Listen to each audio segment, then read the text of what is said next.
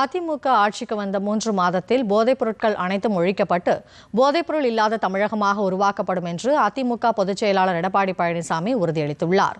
திருநெல்வேலியில் நடைபெற்ற அதிமுக தேர்தல் பரப்புரை கூட்டத்தில் பேசிய அவர், விலைவாசி உயர்வு குறித்து கவலைப்படாத அரசாக திமுக அரசு உள்ளது என்று குற்றம் சாட்டினார். தற்போதைய ஆட்சியில் ஊழல் இல்லாத துறையே இல்லை என்று சாடிய அவர், அதிமுக ஆட்சி அமைந்த பின்னர் உள்ளாட்சி அமைப்புகளில் நடைபெற்ற ஊழல் தொடர்பாக விசாரணை மேற்கொண்டு நடவடிக்கை எடுக்கப்படும் என்றும் தெரிவித்தார். அதிமுக தேர்தல் அறிக்கையை காப்பி அடித்து திமுக தேர்தல் அறிக்கை வெளியிட்டுள்ளது என்றும் எடப்பாடி பழனிசாமி விமர்சித்தார்.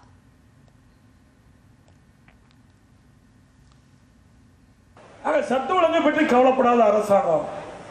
இன்றைக்கு போதை ஆசாமிகள் காவலர்களை எகிரி அடிக்கிறான். போதை ஆசாமிகள் காவலர்களை எகிரி அடிக்கிறான்.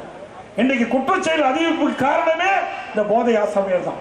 இந்த கஞ்சா போதையில் இருக்கின்றவர் என்ன செய்வது என்று அறியாம பெரிய தவறு செய்யறாங்க.